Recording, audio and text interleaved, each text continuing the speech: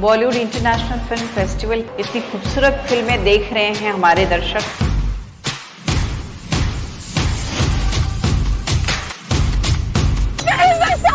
पढ़ाई लिखाई में भी करी पर छोड़नी पड़ी ना। हम आदमी है, कोनो भूत पिशाच नहीं।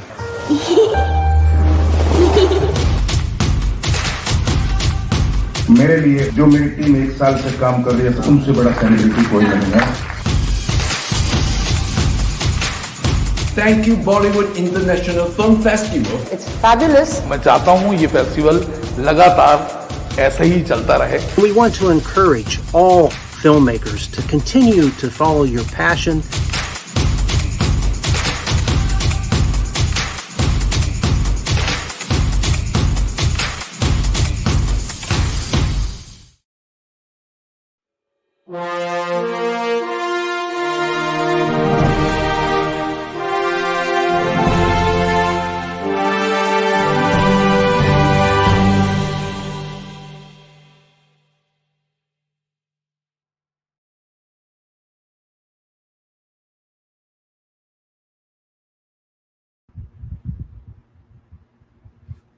Namaskar and welcome to Bollywood International Film Festival. Let's talk. I'm your host, Dr. Pratibha Phadke Gupta from Dayton, Ohio, USA, and so proud of being associated with Bollywood International Film Festival. Thank you, Yashpal Sharma ji and Pratibha Suman ji, for giving the opportunity to people worldwide who are talented and also related to music industry, film industry, and giving them a platform to show their talents. We're so extremely proud of that. Now, great opportunity to all of you. If you are a person who is interested in music, who knows how to make films, short films, documentary films, music videos, films, or any type of any creative intellectual or videos or films you have, please submit that to Bollywood International Film Festival for your journey to be showcased to the world. You can submit your entries through Film Freeway, Fast Home, WFCM. And guess what? Submit your entry now, and you will be getting 40% discount on your submission, which is a great opportunity to all of you. And also, if you would like to submit your entry through emails, you can submit WIFFMUMBAI 40% discount. So, Bollywood Film Festival has been into the 5th year of its journey. It started from the mindset of Pratibha Sumanji and Yashpal Sharmaji. They had a vision to keep all those talents to be visual, to worldwide, to you all. And I'm so thankful to be as your host today. And great opportunity for all of us is that because we all are talented people. And I'm sure you all probably have heard of that you all are not only talented, but it needs to be showed to the world, right? So today we have a great opportunity to be connected with some talented person. And I'm going to give you a very nice, good preview about somebody. And it's a surprise for you. You have not heard of that. But I'm going to give you surprise. And Now, Naki Ali Khanji, I'm sure you probably have heard of him.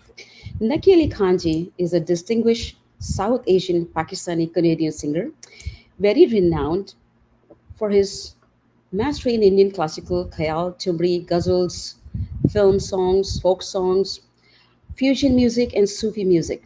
Naki Ali Khan ji is the son of the late Karamat Ali Khan and the grandson of the legendary Ustad Bade Ghulam Ali Khan of the Kasur Gharana.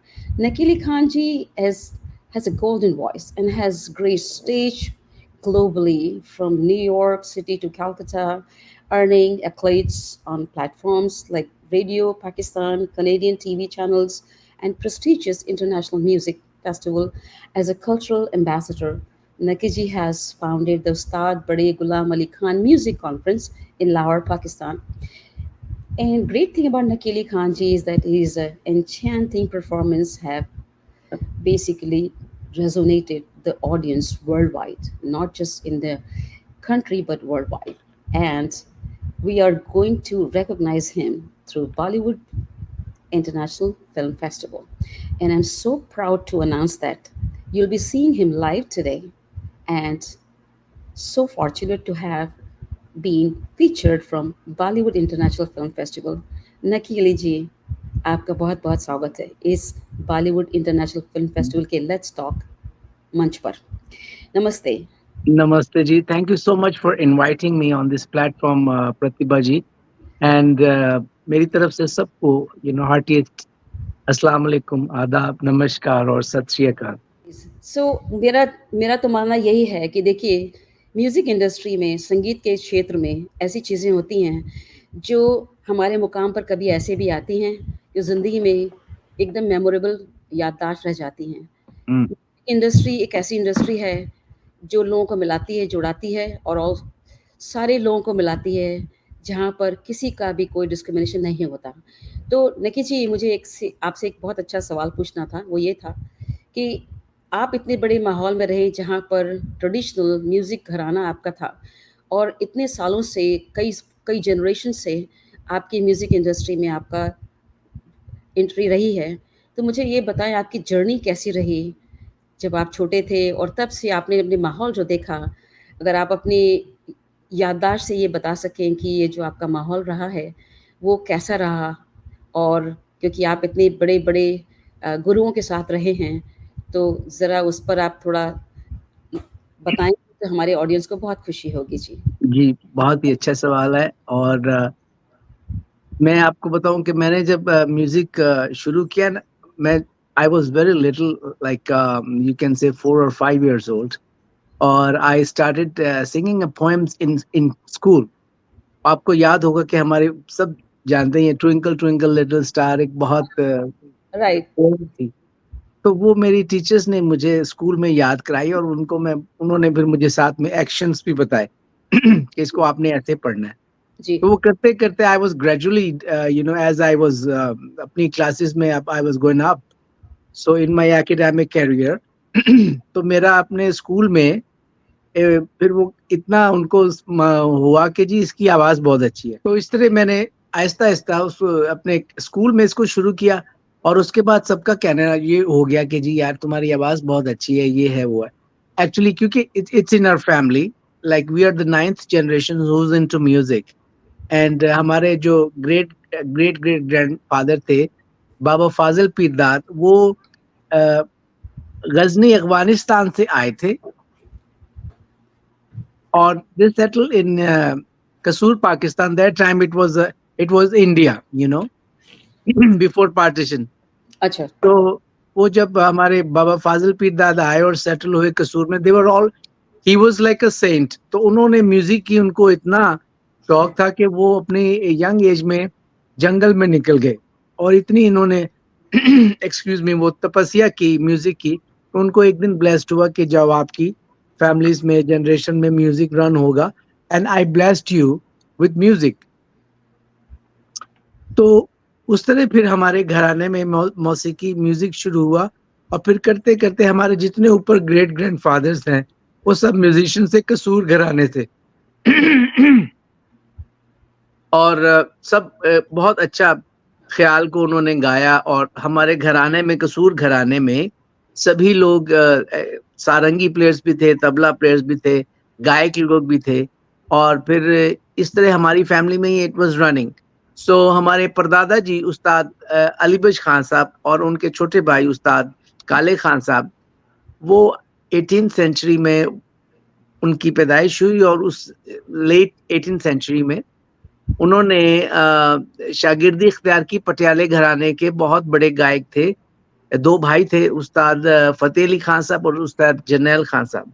अच्छा. और ये आपस में they are the founders of Patiala gharana. और हमारे परदादा जी के क्योंकि फादर की डेथ हो गई तो उन्होंने फिर उस टाइम के जो थे ये बहुत बड़े गुरु थे जी, उस्ताद फतेह अली खान साहब, उनकी उन्होंने हमारे परदादा उस्ताद अली बख्श खान साहब और काले खान साहब ने गंडाबंद शागिर्दी की, क्योंकि हमारा कसूर घराना तो पहले से मौजूद था। जी तो इस तरह से जो है वो घराना हमारा पटियाले में मर्ज हो गया, और जी। फिर हमारे इस घराने की गायकी को हमारे परदादा उस्ताद अली बख्श खान साहब और उस्ताद काले खान साहब से बहुत फरोग हासिल हुआ उस सदी में। जी और फिर उसके बाद जो है वो आगे चला सिलसिला, हमारे मेरे ग्रैंडफादर उस्ताद बड़े गुलाम अली खान साहब जी और उनके छोटे भाई जो थे उस्ताद बरकत अली खान साहब, उस्ताद मुबारक अली खान साहब और उस्ताद इमानत अली खान कसूरी, जी जी सब ने इस घराने को, इस गायकी को, पटियाला गायकी को, कसूर घराने की गायकी को बहुत फरोग दिया। और इसको फकत हमारे बुजुर्गों ने गाया ही नहीं, इसको खूबसूरत करके गाया रागों को।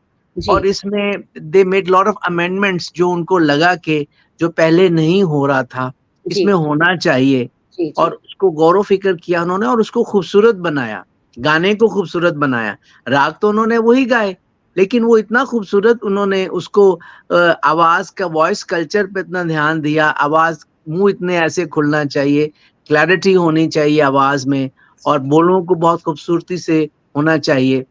तो ये जो सारा सिलसिला था गायकी का, हमारे हिंदुस्तान और पाकिस्तान और बल्कि अफगानिस्तान, हमारी जो फिल्म इंडस्ट्री है, बॉलीवुड फिल्म इंडस्ट्री में, जी जी उस पे जितने हमारे म्यूजिक डायरेक्टर्स थे उन पे भी इसका बहुत असर हुआ, और दे वर वेरी मच इंस्पायर्ड।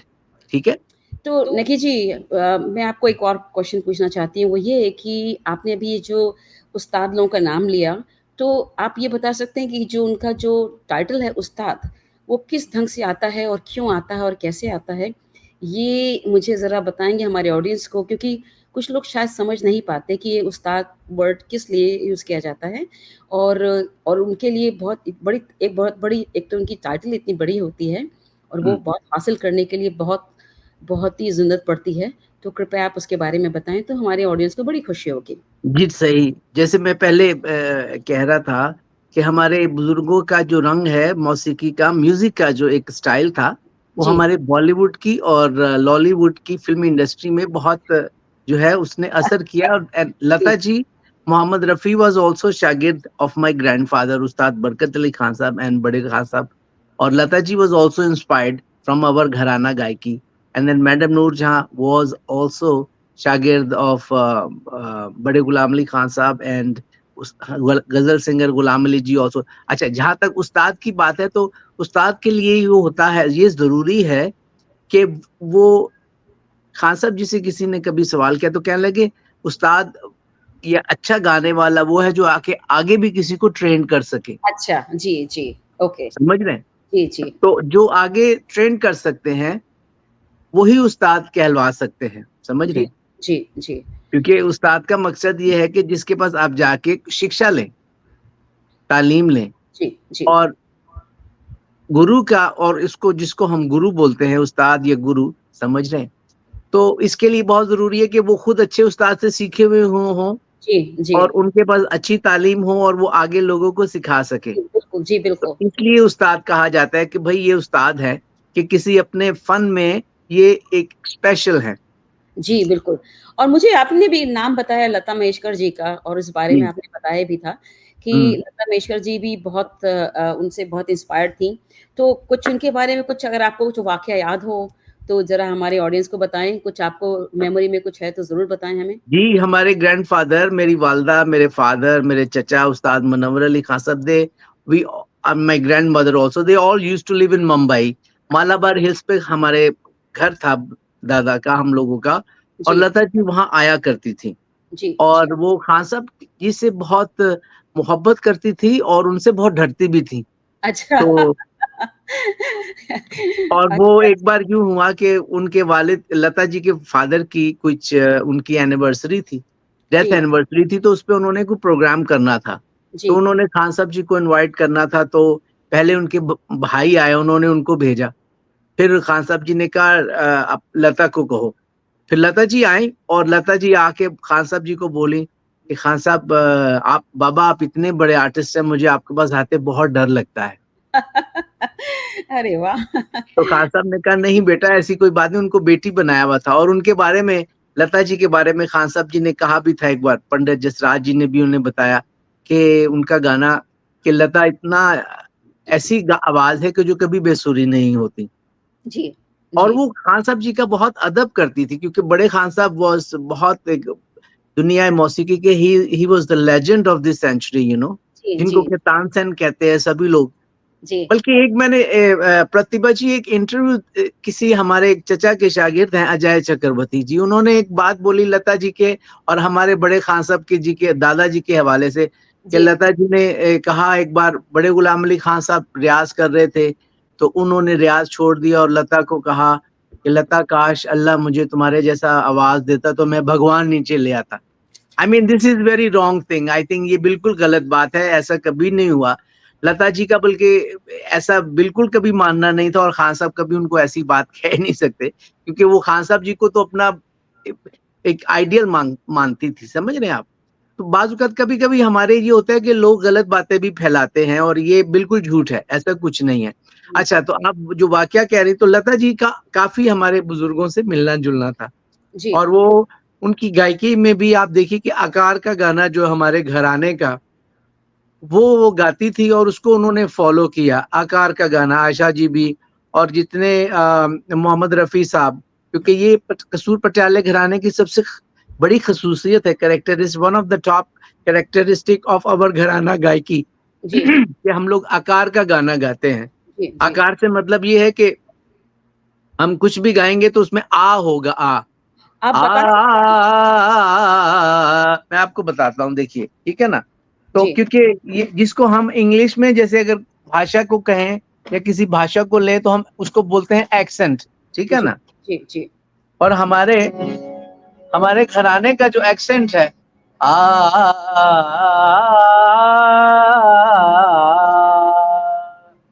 आ,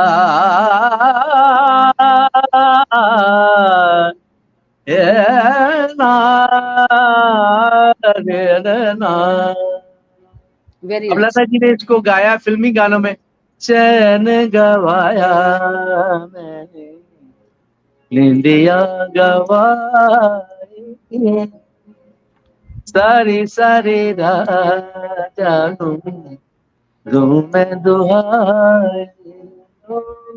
अब देखिए ये जो जगह है, चैन गवाया, ये जो है, ये हमारे घराने का अंग है, खान साहब जी का, बड़े गुलाम अली खान साहब का, बरकत अली खान साहब का, और हमारे चचा मुनव्वर अली खान साहब का, और हमारे बुजुर्गों का। और ये हल्के हल्के इरादे जो मुर्की उन्होंने, यही घराने की गायकी को भी रिप्रेजेंट करते हैं।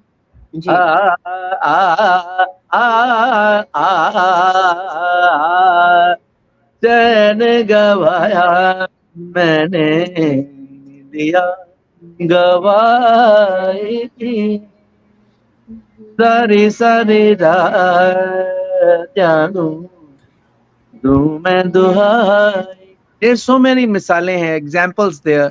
फिर रफी साहब गाए तो जब जब बाहर आए और फूल मुस्कुराए, मुझे तुम याद आए, मुझे तुम याद आए, मुझे तुम याद आए। तो इस तरह हमारे घराने का जो अंग है उसको बॉलीवुड में बहुत ज्यादा इस्तेमाल किया गया, और आज भी लोग करते हैं। इवन के AR रहमान साहब ने, जो हमारे बहुत अच्छे म्यूजिक डायरेक्टर है, उन्होंने भी दिल्ली 20 में उसमें खान साहब जी की ठुमरी, एक ख्याल को भोर बई तोरी बात, उसको उन्होंने प्रेजेंट किया, विच इज ग्रेट। और मतलब कि बॉलीवुड कभी भी हमारे घराने की गायकी से बाहर नहीं रहा। जी जितने भी पहले म्यूजिक डायरेक्टर्स थे वो जी सभी, नौशाद साहब बड़े खान साहब के बहुत फैन थे, बल्कि मेरी उनसे बात भी हुई एक, जी तो वो कहने लगे कि जी हमने तो खान साहब की जूतियों में बैठ के म्यूजिक को सुना है और सीखा है, बड़े जी गुलाम अली खान साहब के। जी जी उन्होंने मुगले आजम का, आपको याद होगा कि जी फिल्म मुगले आजम में उन्होंने खान साहब जी को गवाया भी था। जी जरा बताएंगे हाँ, मैकेनिक को, जरा आप बताएं, मुझे लगा बहुत बड़ी खुशी होगी अगर आप उनका थोड़ा सा डिस्क्रिप्शन बताएं तो हमारे ऑडियंस को बहुत ही खुशी ये होगी। के आसिफ साहब जी मूवी बना रहे थे मुगले आजम, तो उन्होंने के आसिफ साहब ने नौशाद साहब को कहा जी इसमें तानसेन का एक रोल है तो कौन गाएगा, तानसेन के लिए कौन गा सकता है। तो नौशाद साहब ने कहा जी जो आज की सदी के तानसेन है जी तो वो ही गाएं तो ज्यादा अच्छा है। तो वो के आसिफ साहब ने पूछा कि जी वो कौन है, तो वो कहने लगे आज के सदी के तानसेन तो बड़े गुलाम अली खान साहब है। अच्छा, तो आप उनको वो गाएंगे। वो कहने लगे कि जी वो फिल्मों में तो नहीं गाते लेकिन हम जाके बात कर सकते हैं। अच्छा अच्छा तो नौशाद साहब और के आसिफ साहब हमारे ग्रैंडफादर के पास आए वहां पे हमारे घर बॉम्बे में, और उन्होंने खान साहब जी से बोला कि जी खान साहब ये के आसिफ साहब हैं और ये बहुत बड़ी फिल्म बना रहे हैं मुगले आजम, जी तो इसमें ये चाहते हैं कि आप गाइए। खान साहब जी ने नौशाद साहब से कहा देखिए आपको पता है मैं फिल्मों में तो मैं गाता नहीं हूँ, जी और अगर आप कोई कॉन्सर्ट कर रहे हैं या कोई जलसा वगैरह तो I would love to be part of that, I will come and perform. अच्छा तो व्हाट हैपन के नौशाद साहब ने कहा के आसिफ साहब ने खान साहब को यूं देख के कहा नौशाद की तरफ, नहीं खान साहब आप ही गाएंगे। वो कहने लगे जब मैंने कहा कि मैं फिल्मों में नहीं गाता तो मैं नहीं गाऊंगा। जी तो वो इसरार करने लगे के आसिफ साहब। तो नौशाद साहब को खान साहब जी ने कहा आइए जरा बालकनी में आइए, जी मैं आपसे कुछ बात करूं। तो खान साहब जी उनको लेके गए बालकनी में, नौशाद साहब को, म्यूजिक डायरेक्टर को। अच्छा जी तो वो कहने लगे देखिए आपको पता है मैं तो गाता नहीं हूँ तो मैं नहीं गाऊंगा। तो खान साहब को उन्होंने कहा, नौशाद साहब ने, खान साहब आपके गाने से जो मुझे फिल्म में इज्जत मिलेगी म्यूजिक इंडस्ट्री में और हमारी बॉलीवुड इंडस्ट्री में, उससे जी मैं महरूम हो जाऊंगा अगर आप नहीं गाएंगे तो। अरे अरे वाह अच्छा तो खान साहब ने कहा अच्छा फिर, पर उन्होंने कहा फिर भी उनका इसरार। अच्छा, वो कहने लगे मैं ये जो आप लाए हैं साहब के आसिफ साहब इनको भगाता हूँ, जी मैं एक ही रास्ता है कि इनको मैं कहूंगा इनसे फीस इतनी मांगूंगा कि ये भाग जाएंगे। तो खान साहब जी ने, नौशाद साहब ने कहा ठीक है जी ये आपका हक है, आप बोलिए जो क्या कहेंगे आप। जी मैं इनसे फीस इतनी डिमांड करूंगा कि वो भाग ही जाएंगे। अच्छा, उस जमाने में 50s में लता जी और रफी साहब जो प्लेबैक सिंगर थे वहां पे 300 या 400 लेते थे पर सॉन्ग। अच्छा अच्छा अच्छा तो बड़े खान साहब आए उनके पास, कहने लगे ठीक है जी आपने मुझे गंवाना है तो कोई मसला नहीं, मैं आपसे फी गाने का 25,000 लूंगा। अरे वाह उस जमाने में 25,000 बहुत अमाउंट होती थी एक गाने का, तो 2 गानों का 50,000। तो के आसिफ साहब ने खान साहब को देखा, कहा खान साहब आप तो अनमोल हैं, आपके गाने की क्या कोई कीमत अदा करेगा, ये लीजिए। उन्होंने खान साहब को एडवांस दिया। खान साहब अब हैरान हो गए, कहने लगे भाई ये तो कोई बहुत ही चाहने वाला है, तो आज तो अब तो करना ही पड़ेगा।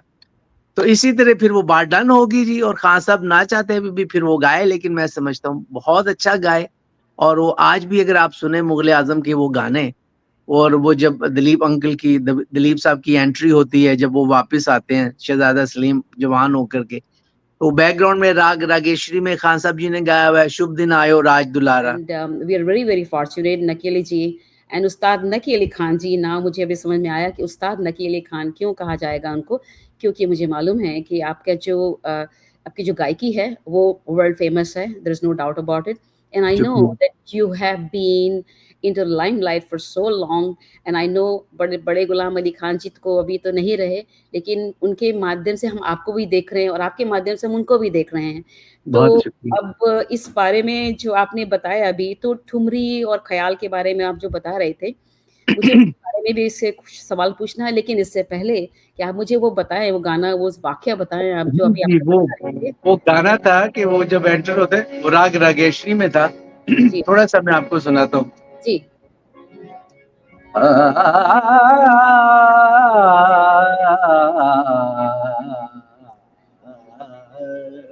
शुभ दिन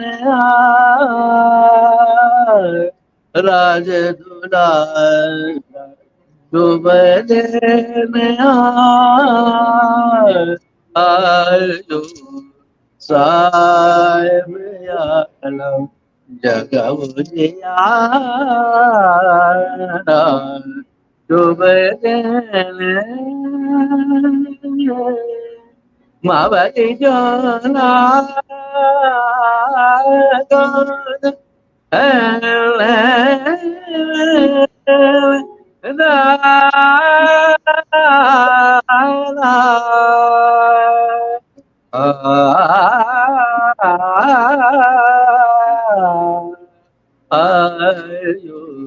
जुबन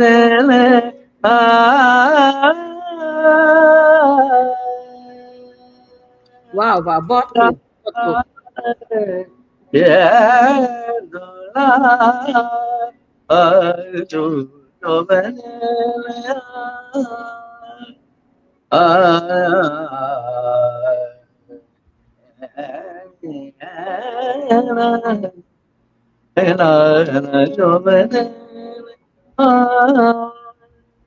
ये वाला बहुत खूब, बहुत खूब। उस्ताद अली खान जी, आपका चुनिंदा पसंदीदा कौन सी ऐसी म्यूजिक है जो आप सुनाना चाहेंगे हमें? और वो जो आप, अब मुझे मालूम है कि आप टीवी में बहुत आपने के बहुत सुनाया है आपका हमने, और आपने बहुत सारे टीवी चैनल्स पर और आपका रेडियो स्टेशन पर भी और टीवी चैनल पे काफ़ी सारे शोज़ भी किए हैं आपने, लाइव शोज़ भी जी जी बहुत जगह किए हुए हैं। तो आपको उसका सबसे अच्छा जो संगीत है, जो आपको सबसे बहुत पसंद है, उसके बारे में ज़रा बताएँ और कुछ गा के बताएँ। और उसके बाद मैं आपसे एक सवाल और पूछूँगी ठुमरी और ख़याल के बारे में, क्योंकि हिंदुस्तानी क्लासिकल म्यूज़िक और कर्नाटक इस म्यूज़िक कुछ-कुछ थोड़ा तो उनमें डिफ़रेंस होता ही है। तो हिंदुस्तानी क्लासिकल म्यूज़िक का एक बहुत ही स्पेशल जो होता है कैटेगरी होती है, जो हमारे ऑडियंस को सुनना ज़रूरी है, क्योंकि कभी-कभी हमें थोड़ा कन्फ्यूज़न भी हो जाता है कि कौन-सी चीज़ किस वक़्त सुनाई जाती है और कौन-सा राग, कौन-सा ख़याल दिन के किस वक़्त में सुनाया जाता है और कब होता है, उसके बारे में भी हम आपसे बात करेंगे। तो इससे पहले मुझे आप कुछ अच्छा-सा गा के सुनाएँ जो आपको गज़ल्स में जो आपका सबसे अच्छा रहा है आपको, वो मुझे ज़रूर सुनाएँ और हमारे ऑडियंस को भी सुनाएँ। देखिए कि हमारा जो रागदारी संगीत है या लाइट म्यूजिक है, it is all based Raga based music है। जी, क्योंकि जी, राग जो हम ख्याल गाते हैं तो ख्याल से जो उसका लाइटर एस्पेक्ट हो जाता है म्यूजिक का, जी, तो वो उसमें राग तो रहता ही है, लेकिन उसका वो जो पहलू हो जाता है जी। तो वो लाइट में वो गीत की शक्ल ले लेता है, गजल की शक्ल ले लेता है, ठुमरी की, काफी की। सुना हूँ अभी तो मुझे ये गजल बहुत पसंद है, मिर्जा गालिब की ये गजल है।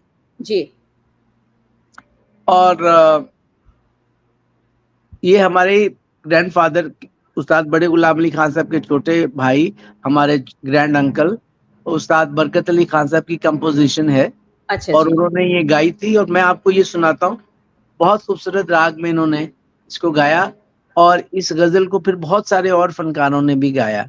जी, क्योंकि देखिए, एक बात मैं बहुत जरूरी आपको बताना चाहता हूँ, वो ये, एक आर्टिस्ट जो लोग होते हैं, जी, जी, कलाकार जो है हमारे, they ji, have a big contribution not only as an artist, like being a performer. What they do, they work a lot, and they bring a lot of other professional people together as well, certainly, like poets, like music directors, like arrangers, you know, film people, and then videography है, जो camera जो लोग हैं, it's a whole team work.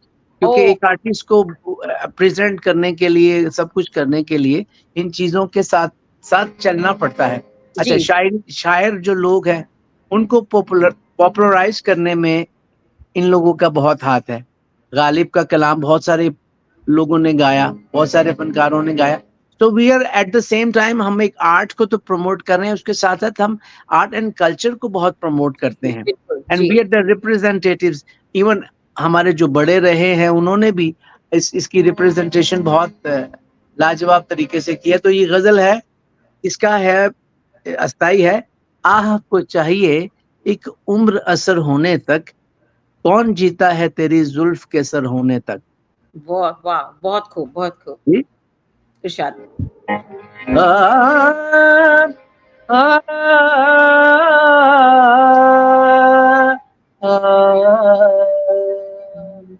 आ,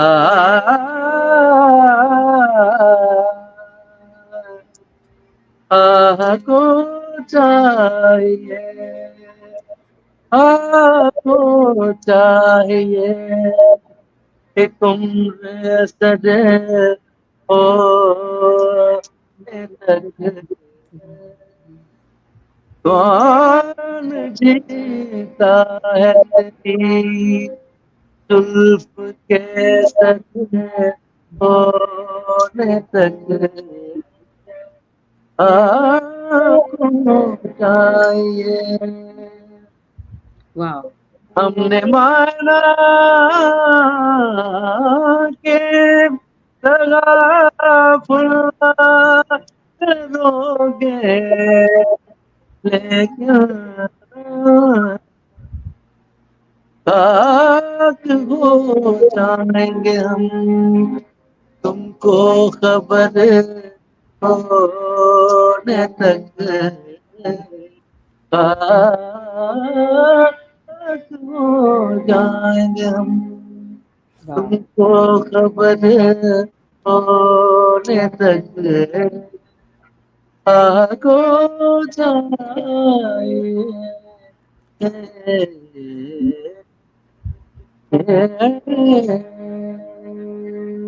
बहुत खूब, बहुत खूब, बहुत खूब। बहुत तो मेहरबानी। अब आपसे मुझे एक सवाल भी और पूछना था कि आप, जैसे मैंने अभी थोड़ी देर पहले आपसे पूछा ठुमरी और ख़याल के बारे में। तो आपका मैंने एक बहुत अच्छा वीडियो भी देखा था। तो जी जी वो वीडियो हम देखना चाहते हैं कि जिसमें आपका एक इंटरव्यू भी हुआ था। तो क्या हम वो वीडियो देख सकते हैं आपका, और उसके बारे में आप जी जरूर। उसमें मैंने ठुमरी बड़े गुलाम अली खान साहब की गाई है, जी, कंकर मार जगागर बमना के छोड़ा रे, तो जी। जरूर दिखाइए जी, जरूर सुनवाइए। तो चलिए वो क्लिप देखते हैं आपकी, और जी ज़रा आप उसके बारे में भी देखते हैं। चलिए, आइए देखते हैं वो अच्छी क्लिप। बात, जरूर। क्या सुनाएंगे? आपको मैं जी एक बड़े खान साहब जी की माच खमाज में एक ठुमरी है वो सुनाता हूँ। और ठुमरी के लिए थोड़ी सी वजाहत चाहूँगा करना कि ये ठुमरी जो है इसको मेरे दादा बड़े गुलाम अली खान साहब और बरकत अली खान साहब पूरब से लेकर आए। ठीक है। लखनऊ बनारस की ये, और अच्छा, बरकत अली खान साहब आपके वो भी दादा है हमारे, दादा बड़े हैं, गुलाम अली खान साहब के छोटे भाई। ठीक है। तो उसमें ठुमरी में, ठुमरी एक्चुअली एक जमालियाती पहलू है। ख्याल के बाद अक्सर हमारे बुजुर्ग लोग गाते हैं, अब भी गाते हैं, सब लोग, हम लोग भी गाते हैं। तो उसमें जज्बात जो है वो ज्यादा ख्याल की निस्बत खुले तरीके से हो जाता है। उसमें हल्की हल्की मुर्गियां, ताने, ये वो। और इसकी मुझे खासकर सलमान अली साहब की नजर है ये, और नदीम अब्बास और जहीर अब्बास साहब की नजर है ये।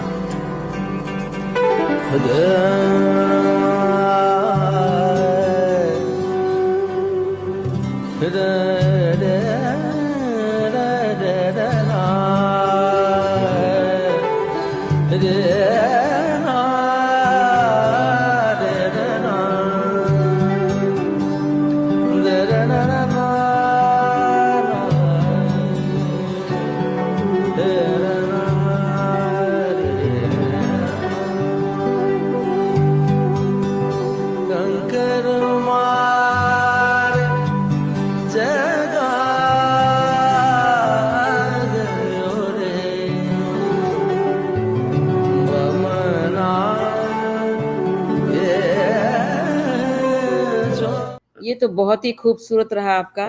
तो निखिल जी, आप मुझे ज़रूर इसके बारे में थोड़ा बताएँगे, और इस ख़्याल में कुछ जो बॉलीवुड में कुछ सॉन्ग्स हैं जो बनाए गए हैं इसी ताल पर और राग पर, अगर आप उनके बारे में भी कुछ बताएँ तो बहुत अच्छा लगेगा हमारे ऑडियंस को।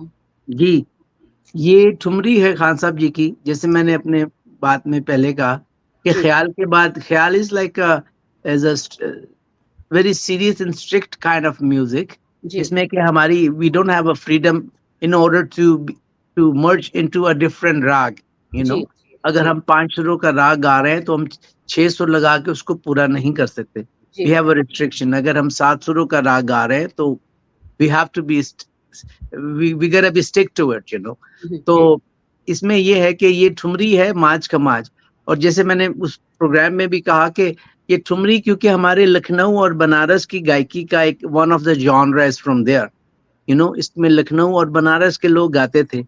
और इसको पंजाब में लोग पहले नहीं गाते थे, और इसको पंजाब में लेकर गए हमारे ग्रैंडफादर बड़े गुलाम अली खान साहब और उस्ताद बरकत अली खान साहब, और जी, फिर जी। हमारे चचा मुनव्वर अली खान साहब, फिर उनके छोटे भाई मुबारक अली खान, इमानत अली खान साहब, कसूरी, सब लोग ये गाते रहे, हम लोग भी गाते हैं। और हमारे मेरे जो और हिंदुस्तान में भाई हैं, उस्ताद जवाद अली खान साहब, वो गाते हैं, और जी। हमारे चचाजाद भाई हैं रजा अली खान साहब, वो गाते हैं, मुनव्वर अली खान साहब के बेटे। और इसके अलावा हमारे ये जो है कजन है हमारे सज्जाद अली, वो भी गाते हैं इस तरह का म्यूजिक सारा। अच्छा, तो इसमें जो गाने हमारे बने हुए हैं वो मैं आपको बताता हूँ। ये माज का माज था, जी। तो इसमें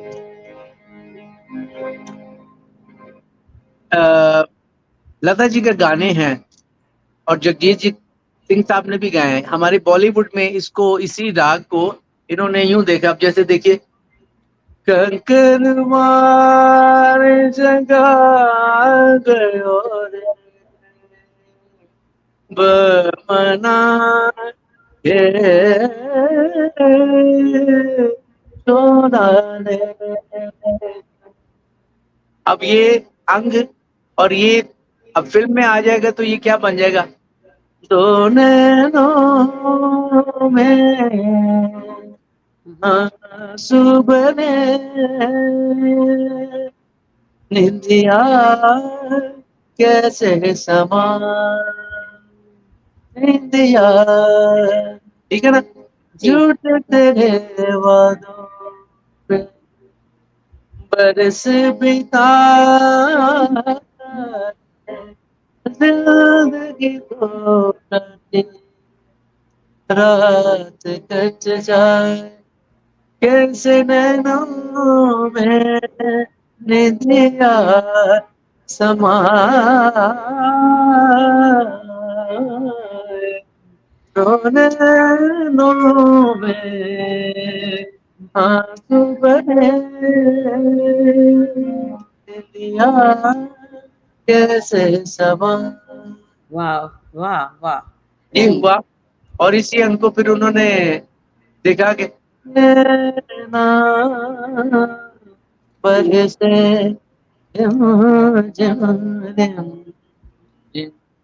पिया तोरे आन गया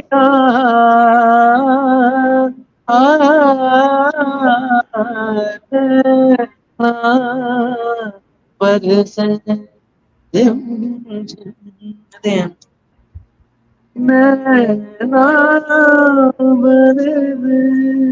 बरसे। और इससे रिलेटेड मिलता जुलता जो राग पहाड़ी है, जी। उसमें भी मेरा जीवन भी संवारो कोई आए कहीं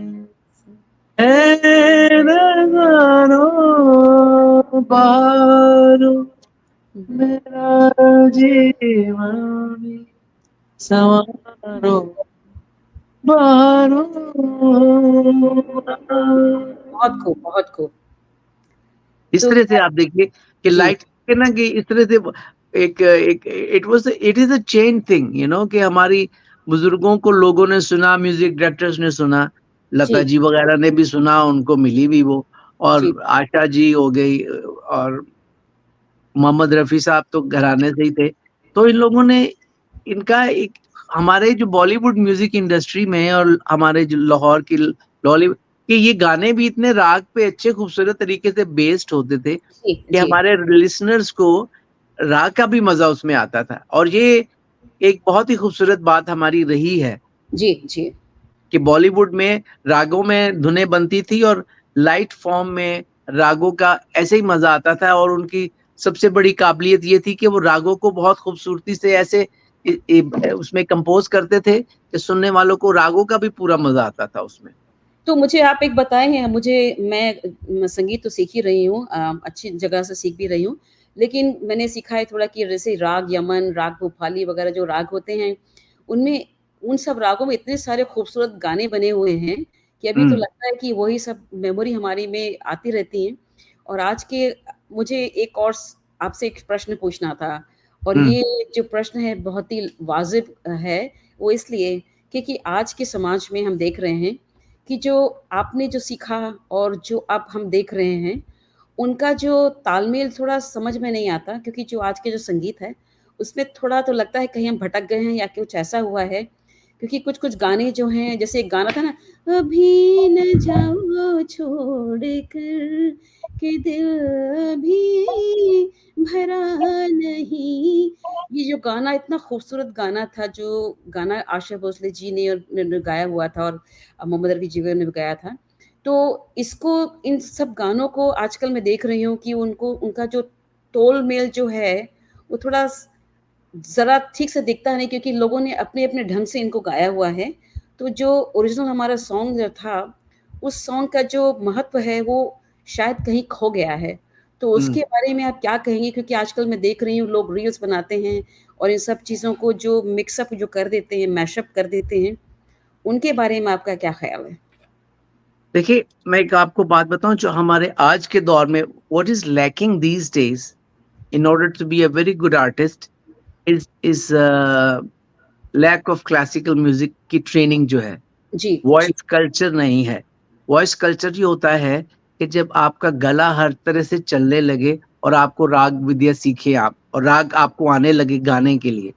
ये जो हमारे लता मंगेशकर साहिबा थी, आशा भोसले हैं, और मोहम्मद रफ़ी साहब थे, और जितने हमारे और गाने वाले थे, उन्होंने क्लासिकल म्यूज़िक सीखा था, ठीक जी, है? जी, और जो पहले म्यूज़िक डायरेक्टर थे, वो भी रागदारी संगीत को समझते थे जी, और उसमें वो कंपोज़ करते थे, और उस वक़्त बहुत खूबसूरती और समझ से ऐसी धुनें बनाई जाती थी, जिनको जी, कि कोई सीखा हुआ ही गा सकता है, जी, समझ रहे हैं? जी, बिल्कुल। और बहुत कॉम्पिटिशन। आज के दौर में जो ये, और उसमें एक आत्मा थी, यू नो, जी, राग की आत्मा थी उसमें, और उसमें एक फ़ील था, एक खूबसूरती थी। आज के दौर में ये हो रहा है कि लोग सीखते नहीं हैं और बस वो रटे लगा के, इधर से उड़ा के, बगैर सीखे हुए वो लोग गाते हैं, जिसमें जिसकी कोई इतनी वैल्यू नहीं है। इस हवाले से बोल 1 साल गा लेंगे, 2 साल गा लेंगे, लेकिन ज़्यादातर स्टे करने के लिए आपको सीखना बहुत ज़रूरी है। और उसके लगाव जो है गाने में, राग के खूबसूरती से लगे, समझ जी, से लगे, तो फिर ही बात बनती है, अदरवाइज़ तो इम्पॉसिबल है। और ये हमारी आज की जो जनरेशन है, इसको ये समझ आनी चाहिए कि ये सीख-पूछ के करने वाला काम है। ये जी, ऐसे ही यूट्यूब से याद कर लिया या इधर से कर लिया, शॉर्टकट्स नहीं है। जी, इसीलिए ये बहुत ज़रूरी है कि इसको सीखा जाए और समझ से गाया जाए। जी, बिल्कुल, बिल्कुल। रट्टा नहीं लगाने का है, मतलब कि सरगम भी बड़ी तेज़-तेज़ हो गई, सब कुछ हो गया, लेकिन उसमें रूह नहीं है, उसमें जी, आत्मा नहीं है, जी, समझ रहे हैं? जी, ये बिल्कुल। बात है। तो तो ये अब आप, बहुत ज़रूरी है कि हमारी आज की जनरेशन इसको सीखे। और जी, ये, अब जैसे मैंने आपको पहले उसकी एक मिसाल दी थी कि ये जान गवाया मैंने, अब इतनी जगह कहने के लिए गले में रियाज़ होना चाहिए, जी, अच्छे से आवाज़ बना हो, तो फिर इस तरह की बात आप लता जी ने जैसे कही और हम लोग जैसे कह रहे हैं, तो वो फिर बात बनती है। और जी, आज तक तो गाने भी ऐसे बन रहे हैं जिसमें राग तो नज़र ही नहीं आता कहीं दूर-दूर, समझ जी। रहे हैं?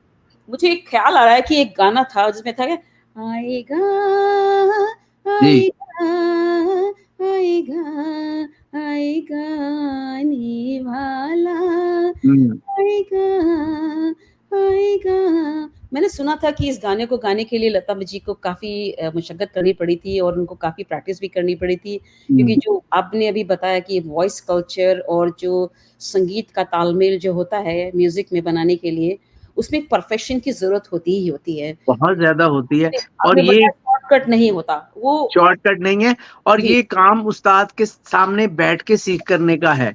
जी, बिल्कुल, अगर हम इसको कहें कि जी हम किताबों से पढ़ के कर लेंगे या यूट्यूब को सुन के कर लेंगे, ये ऐसा नहीं होता। नहीं होता, किताबों बिल्कुल। में राग भैरवी के बारे में सुर लिखे होंगे, जी, एमन राग के, यमन राग के बारे में सुर लिखे होंगे, लेकिन उनको लगाना कैसे है वो नहीं लिखा होगा।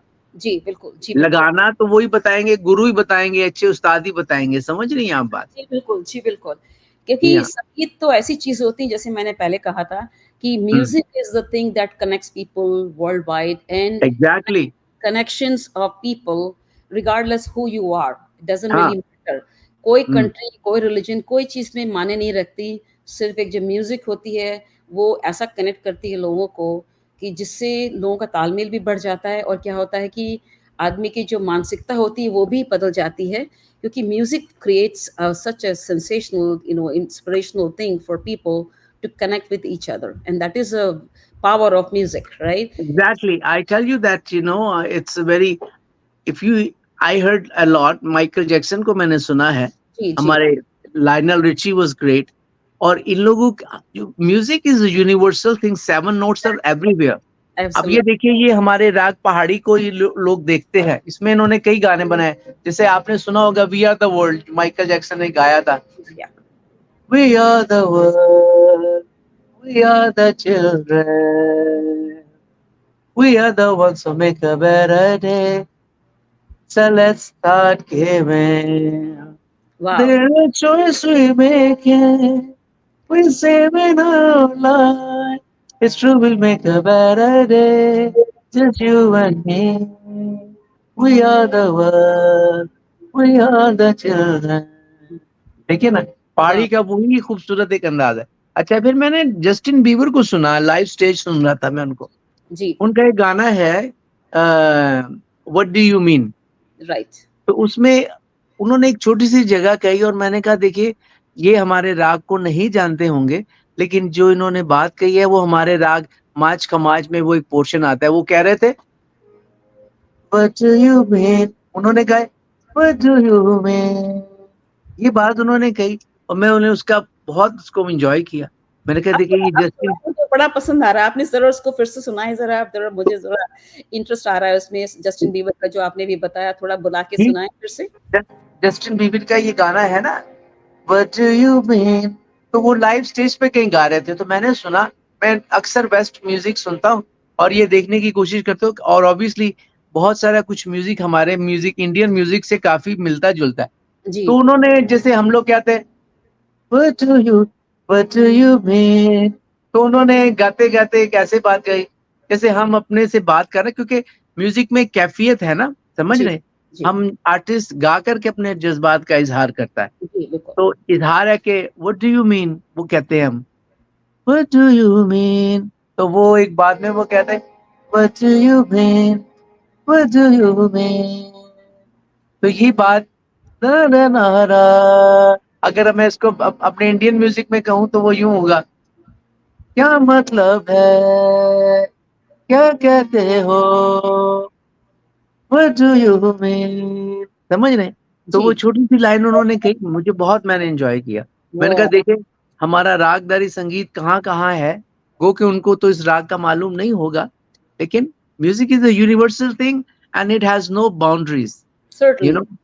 अब मुझे एक बहुत और ख्याल, आपने रफी साहब जी का नाम बीच में लिया, तो आपके पास कुछ उनकी मेमोरी है, या कभी आपने उनको देखा, या कभी उनके बारे में सुना, और जब वो कुछ, आप उनके बारे में भी कुछ बताएं, जैसे आपने लता जी के बारे में बताया, तो रफी साहब के बारे में अगर कुछ बताएं तो, क्योंकि हमारा अभी थोड़ा समय थोड़ा चल रहा है, जैसे अभी तो मैं इस गाने को भी बोल सकती हूँ, अभी ना जाओ छोड़ के कि दिल अभी भरा नहीं, हालांकि ये मौका नहीं है, लेकिन इस गाने का, क्योंकि लता जी का बहुत आशा जी का फेमस बहुत गाना था ये, तो आप जरा कुछ बताएं इससे पहले कि हम अपने शो को थोड़ा कंक्लूड करें, तो जरा बताएं आप उनके मोहम्मद रफी साहब बहुत लाजवाब आर्टिस्ट हुए हैं, समझ रहे हैं, जी, और बहुत खूबसूरत गाते थे, और बहुत संवार के उन्होंने गाया, लफ्जों की अदायगी उनकी बहुत खूबसूरत थी जी, और सुर को बहुत समझ के लगाते थे. आकार का उनका गाना था और उनका गोल आवाज था, मतलब कि जैसा ऊपर लगता था वैसे ही नीचे लगता था, ठीक है ना.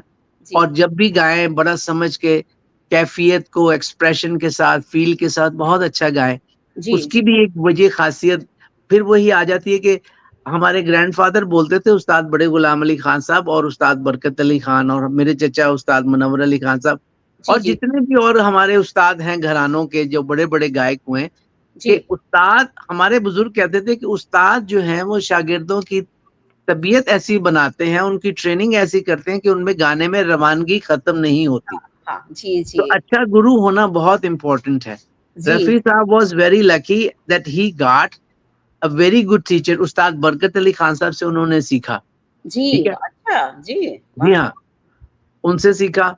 और बहरे वहीद खान साहब से, फिर बड़े खान साहब से भी, लेकिन वो हमारे घराने को रिप्रेजेंट करते थे, आकार की गायकी थी, जी समझ जी। रहे? और इस वजह से मोहम्मद रफी साहब के गाने में मुझे कभी उनका गाना सुन के ये नहीं लगा कि यार ये गाना ऐसा नहीं, ऐसा होना चाहिए था। जो भी उन्होंने गाया लाजवाब गाया, परफेक्शन, बहुत ज्यादा परफेक्शन से। बहुत अब वो दुनिया के रखवाले उन्होंने दरबारी में गाया हुआ है, मुश्किल गाना है प्लेबैक सिंगिंग के लिए, बहुत अच्छा गाया। जी और जी। उनका एक गाना मुझे बहुत पसंद है, वो तू इस तरह से मेरी जिंदगी में शामिल है, जहाँ भी जाऊं ये लगता कि तेरी महफिल है। ये बात है। तो जी। हमारा जो संगीत की शान है जी, वो तो प्लेबैक सिंगर की, बॉलीवुड म्यूजिक की शान है। बहुत सारे लोग उनको फॉलो करते हैं, बल्कि पूरी दुनिया आज तक उनको याद करती है, उनके गानों को दुनिया हमेशा गाती रहेगी, सुनते रहेंगे। हम भी इंजॉय करते हैं, सारे जमाना ही इंजॉय करता है। वो जी बिल्कुल। ऐसे लोग सदियों में पैदा होते हैं जी। लता जी हो गई, आशा जी हो गई, और मोहम्मद रफी साहब, और जितने हमारे और हैं, हेमंत कुमार साहब, और क्या क्या लोग हुए, क्या क्या बात। लाइट्स म्यूजिक में इन जैसा कोई नहीं। और ये मैंने सुना है कि आपने, देखिए आप एक जो भी मैंने अभी आपको गाना था अभी ना जाओ छोड़ के, तो उसके रिस्पॉन्स में आपको एक, मैंने आपको क्वेश्चन पूछना था, वो ये था कि एक गाना था ना कि आज जाने की जिद ना करो, यदि हम्म। आप जाते जाते ये गाना सुना के जाएं तो बड़ी खुशी होगी। अच्छा, जरूर। जी। अच्छा जी।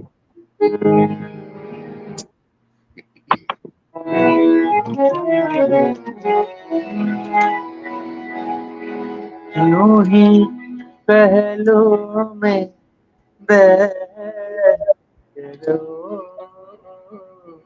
आज जाने जिद ना करो,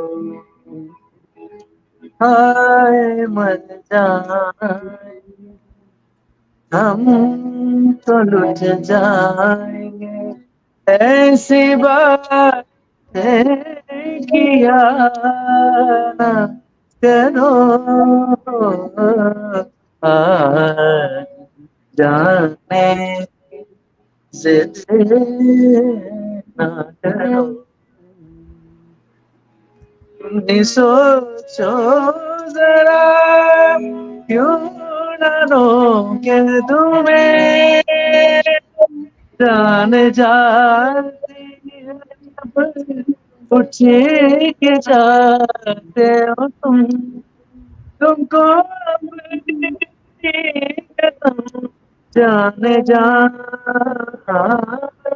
रोक लो आज की रात को, आज जाने कितने सागर हो, आज जाने सागर हो। वाह, आपका उनसे नूर जहां जी के फैमिली के साथ भी आपके फैमिली का काफ़ी तालमेल रहा है, तो जाते-जाते उनके बारे में ज़रा बताएँ तो हमारे ऑडियंस को बहुत ही खुशी होगी। जी, नूरजहाँ जी से मेरी मुलाकात भी रही, मैंने उनको मिला भी उनसे। उनकी जो बेटी थी, उनकी बाकी जो बेटियां हैं, ज़िले हुमा जी बहुत अच्छी थी, और मैडम नूरजहाँ की जी भी क्या बात है जी, वो बहुत अच्छा, कसूर घराने की भी वो शागिर्द थी। हमारे ग्रैंडफादर बड़े गुलाम अली खान साहब की गंडा बंद शागिर्द थी, वो भी उन्हीं को फॉलो करती थी। वो आकार की गायकी थी उनकी भी, और बहुत समझ के गाया उन्होंने, बहुत खूबसूरती से गाया, जो भी गाया बहुत ही लाजवाब गाया जी, बिल्कुल। जी, नूरजहाँ जी ने। और बल्कि लता जी भी कहती थी कि जी मैंने उनसे वो मेरी उस्ताद हैं, मैं उनको फॉलो करती हूँ। और जी, ये दोनों ही क्वींस हमारे सब कॉन्टिनेंट की लाजवाब क्वींस हैं। मैडम जी, नूरजहाँ जी भी, मैं उनसे मिला था, वो उन दिनों रिकॉर्डिंग कर रही थी अपने तरन्नुम प्रोग्राम की, जी। तो बहुत अच्छा लगा। बहुत वो हमारे बुजुर्गों की भी बातें करती थी, और बहुत प्यार से मिली, बहुत अच्छे। शी वाज एक्सट्रीमली आउटस्टैंडिंग, और we are so proud that, हम लोग खुश नसीब हैं कि हम लोगों ने इस दौर में हम लोग हैं, और हम लोगों ने इन सब आर्टिस्टों को, इन सब लेजेंड को देखा भी है, इनको सुना भी है, इनसे मिले भी हैं हम। Wow, और very इन nice. सब So, से मेरी हिंदुस्तान और पाकिस्तान के जितने हमारे लेजेंड्स हैं उन सब से मेरी मुलाकात रही भी है, उनको देखा भी काम करते हुए। इनफैक्ट जगजीत सिंह साहब हैं, उनको मैंने बड़े गुलाम अली खान म्यूजिक अवार्ड दिया था यहाँ कनाडा में ही, आपदा जी को दिया था, फिर मेहदी हसन खान साहब को मैंने ये अवार्ड शुरू किया था लाहौर में, तो गुलाम अली जी को भी दिया। गुलाम अली जी भी हमारे घर के बहुत बुजुर्गों के चाहने वाले हैं, बहुत वन एंड दी ओनली हैं, वो भी अपनी मिसाल आप हैं। मेहदी हसन खान साहब लाजवाब हैं, उन जैसा कौन है। तो ये सब लाजवाब आर्टिस्ट हैं जी। और ये बड़े गुलाम अली खान म्यूजिक अवार्ड आपदा जी को भी मैंने दिया सूफी म्यूजिक में उनको। और सोनू निगम जी आए थे अभी, उनको भी दिया। फिर हमारे हरिहरन जी आए, सब उनको भी। तो बॉलीवुड से हम कभी बाहर जा ही नहीं सकते, क्योंकि ना वो हमसे बाहर जाते, क्योंकि रागदारी संगीत है तो एक रिलेशन है रागदारी संगीत का, और Bollywood music industry is all like this together.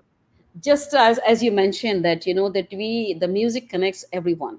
Everyone, that's true. It's actually the brain and your heart is always connected with the music, because music cannot be created without the brain and heart, because your thinking and your heart comes into the passion. As you can see, most of the music that you see, Lata Mangeshkar, Mohammad Rafi ji, and all the major artists, you see their heart pours out, right? And exactly. You can see the motion. And interesting thing is that in the music you have motion and your expression of your emotions also. Definitely. So we are so fortunate, Nakil Ali Khan ji, Ustad Nakil Ali Khan ji. और मुझे आज बड़ी खुशी हुई इस बारे में कि जो आपने डिस्क्रिप्शन बताया, तो आज से आपको हम लोग उस्ताद नकील अली खान जी ही बोलेंगे, क्योंकि आप भी अभी कनाडा में रहते हैं और आपका जो म्यूजिक स्कूल्स भी है, और आपसे लोग कनेक्ट भी हो सकते हैं। और हम बड़े फॉर्चुनेट हैं, we are so fortunate to have you at the platform of Bollywood International Film Festival, which has created the platform for rest of the world. Whole entire world is connected through Bollywood International Film Festival. And thank you to Yashpal Sharma ji and Pratibha Suman ji, and who has created this platform for connecting worldwide to all the artists around the world. And this is my request, and thank you so much, Ustad Nakil Ali Khan ji, for coming to the Bollywood International Film Festival platform. आपका भी बहुत शुक्रिया for inviting me here. Yashpal ji का भी, और प्रतिमा जी, आप जो दूसरी हैं हमारी जिन्होंने ये ऑर्गेनाइज किया, आप सबका मैं बहुत शुक्रिया अदा करता हूँ। And you doing a wonderful job Pratibha ji, यहाँ यूएसए में बैठ के you doing great.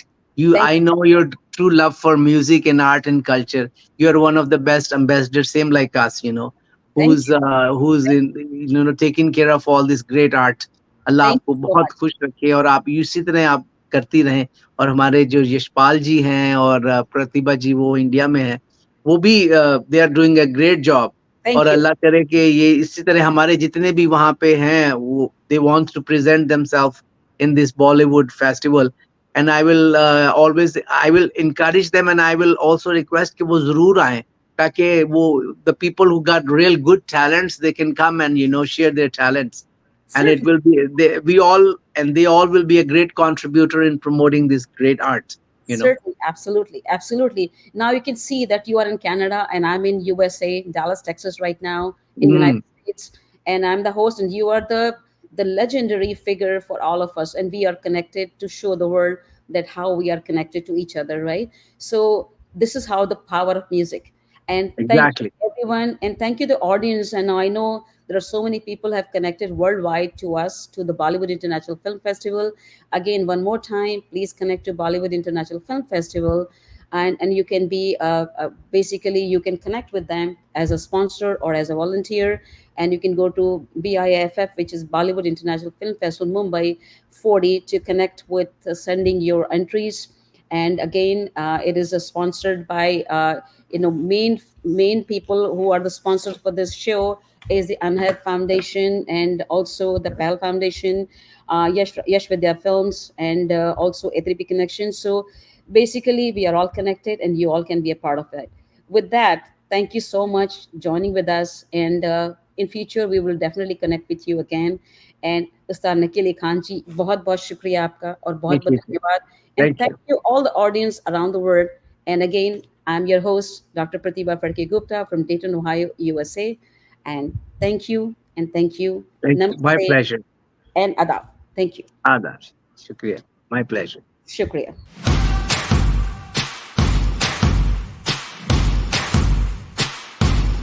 Bollywood international film festival इतनी खूबसूरत फिल्में देख रहे हैं हमारे दर्शक।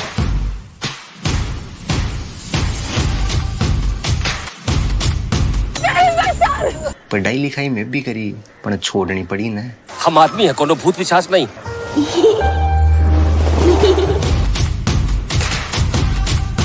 मेरे लिए जो मेरी टीम 1 साल से काम कर रही है उनसे बड़ा सेलिब्रिटी कोई नहीं है। Thank you Bollywood International Film Festival. It's fabulous. मैं चाहता हूँ ये फेस्टिवल लगातार ऐसे ही चलता रहे। We want to encourage all filmmakers to continue to follow your passion